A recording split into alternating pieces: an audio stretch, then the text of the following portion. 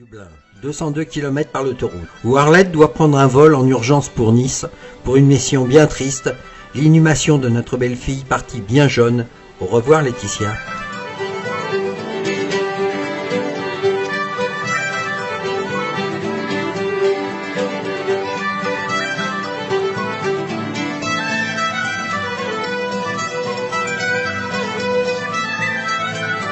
Nous avons décidé pour ce premier jour dans la capitale irlandaise de découvrir la ville en empruntant le bus touristique. Énorme avantage, il part du camping le matin vers 8 h et nous y ramènera en fin de journée.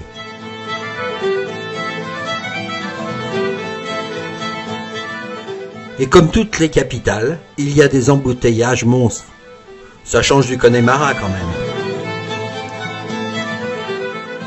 Je vous la fais courte, mais c'est toujours bon à savoir. On retrouve les premières origines de Dublin dès 140 après Jésus-Christ. Par Ptolémée, la ville était à l'époque nommée Elblana et était vraisemblablement un petit village de pêcheurs et d'agriculteurs, bâti non loin du fleuve de la Liffey. Ce n'est qu'au IXe siècle qu'une ville est construite à cet endroit même et baptisée Dub-Lin, étant noir, par les Vikings. Ils y bâtissent alors un fort imposant à l'emplacement du château de Dublin.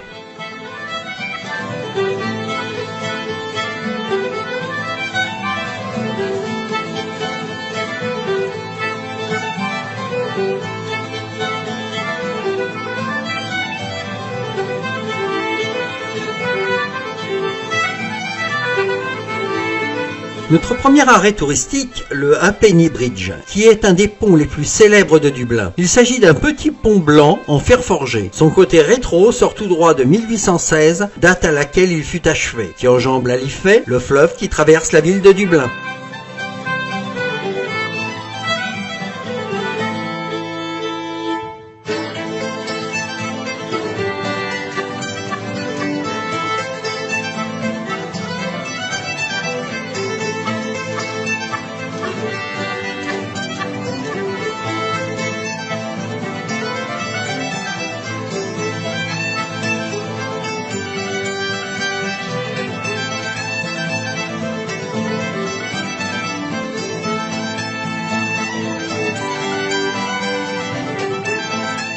La General Post Office est le siège officiel de la Banque Postale de Dublin. Plus qu'un simple bureau de poste, ce bâtiment néoclassique est surtout un symbole historique fort de la capitale. Impossible à rater. Il faut 3 ans pour achever sa construction et le résultat semble à la hauteur des espérances de l'architecte. Le bâtiment est très imposant avec ses colonnes et son fronton néoclassique et a été bâti dans un style géorgien cher à la vue. De nos jours, la poste dublinoise est toujours en activité. Vous pourrez entrer librement dans son hall, découvrir ses nombreux guichets et poster éventuellement quelques cartes postales à destination de vos proches.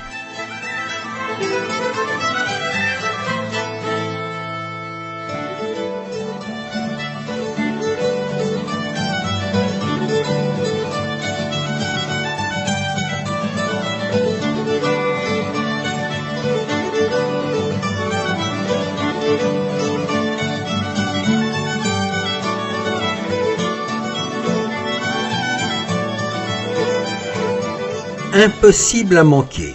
Trinity College est reconnue pour la qualité de son enseignement ainsi que pour les livres rares qu'elle protège jalousement dans sa bibliothèque. Cette école fait figure de véritable institution. Considérée comme l'une des meilleures universités d'Europe, Trinity College jouit depuis des siècles d'une réputation prestigieuse. Ouverte en 1592 par la reine Élisabeth Ier, l'école dublinoise aurait en effet accueilli entre ses murs de nombreux élèves talentueux, ainsi que de grands noms de l'histoire irlandaise comme Theobald Wolfe-Tone ou encore l'écrivain Samuel Beckett.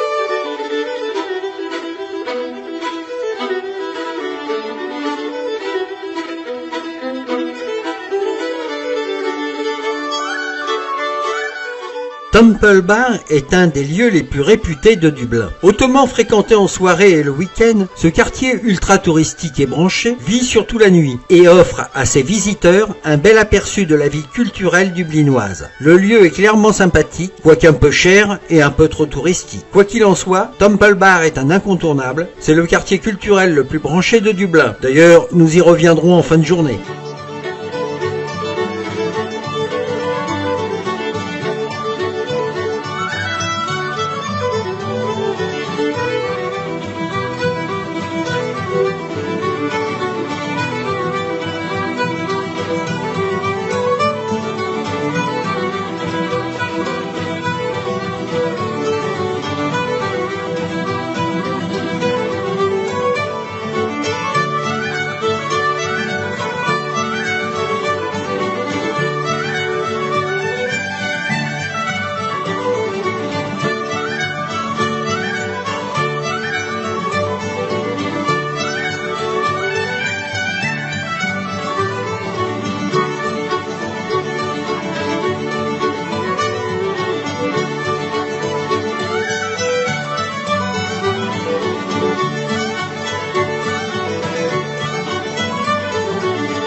La St. Patrick's Cathedral est l'une des plus importantes cathédrales de Dublin, célébrant le saint patron des Irlandais. La cathédrale Saint-Patrick, telle que nous la connaissons aujourd'hui, date du XIIe siècle, mais aurait été bâtie sur un ancien lieu de culte datant quant à lui du Ve siècle.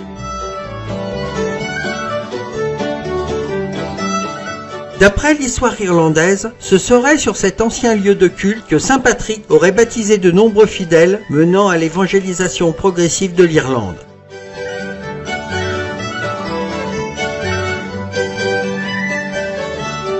Ce sont les Normands qui remplacèrent le premier lieu de culte par une seconde construction en 1191. De nombreuses améliorations furent ensuite apportées au XIIIe siècle et au XVIIe siècle, donnant lieu à la cathédrale que nous connaissons aujourd'hui. On peut dès lors admirer l'architecture gothique chère au XIIIe siècle, ainsi que les vitraux et la beauté de la nef centrale. Le lieu est fabuleux, son architecture est grandiose, imprégnée d'une atmosphère indescriptible.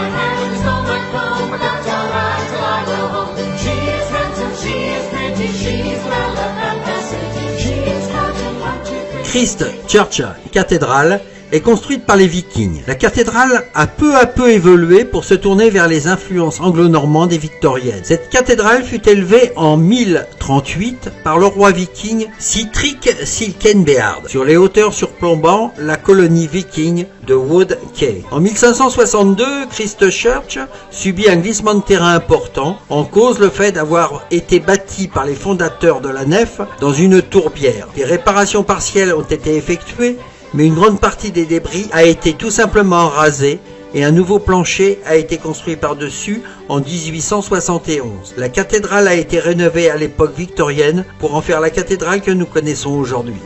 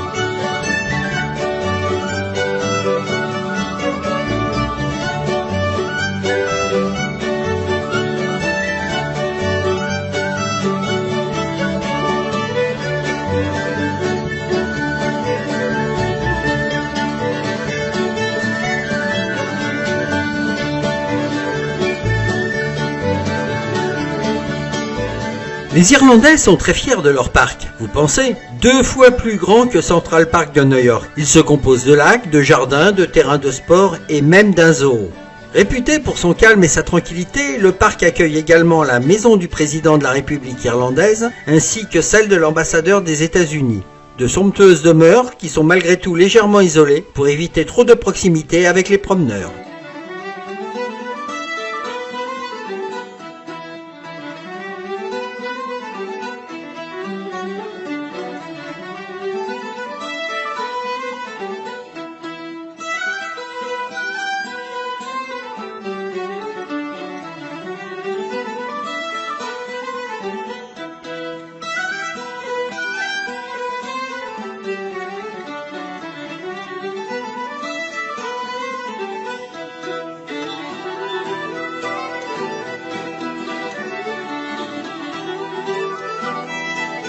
En Irlande, la Guinness est une bière étroitement liée à la culture irlandaise. En boire une relèverait presque du geste patriotique. Geste que je ne me suis pas gêné de faire d'ailleurs. Avec le Guinness Storehouse, sorte de musée épique à la gloire de la bière brune, inutile de dire que Guinness a vu les choses en grand. Il s'agit d'une brasserie reconvertie en un établissement gigantesque. Ce qu'il propose, une attraction complète, entièrement dédiée à la plus célèbre bière d'Irlande. On y découvre ainsi l'histoire de la marque, les procédés de fabrication de la bière brune,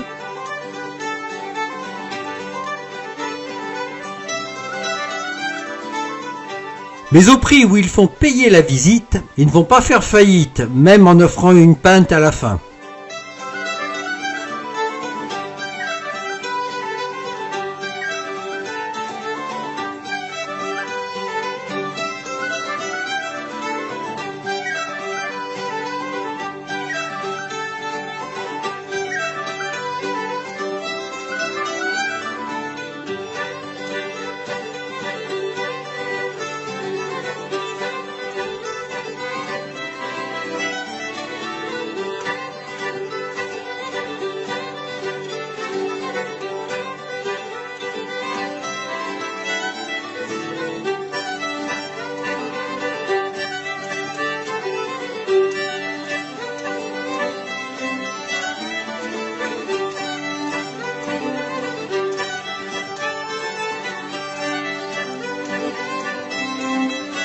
Et cerise sur le gâteau, la visite se clôture au sommet du musée par la dégustation d'une pinte gratuite face à une vue démentielle donnant sur Dublin.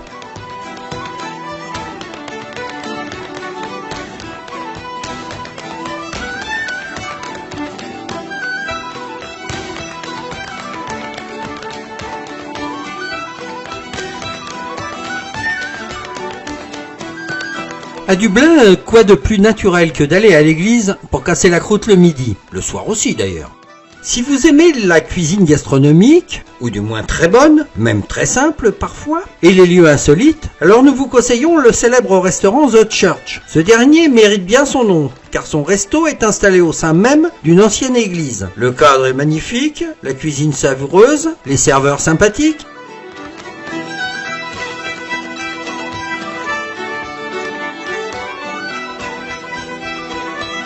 Le restaurant The Church vaut avant tout le coup pour son lieu, des plus atypiques. Ici, tout rappelle que le lieu était autrefois une église, avec ses voûtes, ses fenêtres et ses boiseries. The Church est une ancienne église du XVIIe siècle, merveilleusement restaurée et imprégnée d'histoire. On pourrait presque déjeuner dans les sanitaires tellement c'est propre. Aujourd'hui, The Church accueille des mécènes du monde entier et des habitants pour découvrir le meilleur de l'hospitalité irlandaise dans l'un des cadres les plus uniques au monde.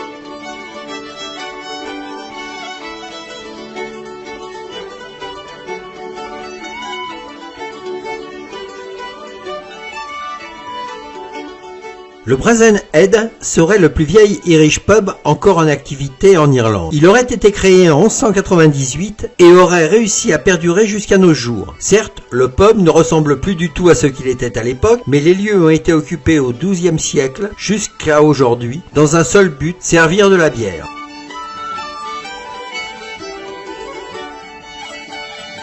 Mais c'est aussi un peu l'usine. Pas le temps de traîner à table, il y a des queues pas possibles. L'établissement se targue d'avoir été le lieu de rassemblement secret dès le soulèvement de 1798. Des nationalistes irlandais de renom comme Robert Emmet, Voltaphone et Daniel O'Connell se seraient ainsi retrouvés à boire une pinte dans ce pub tout en parlant politique.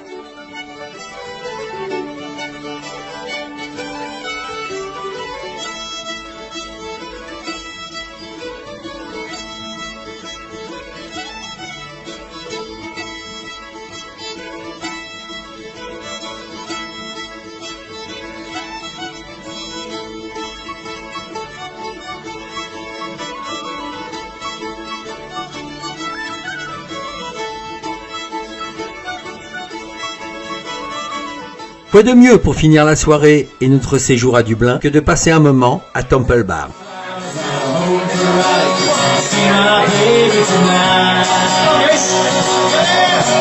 Rock me, mama, like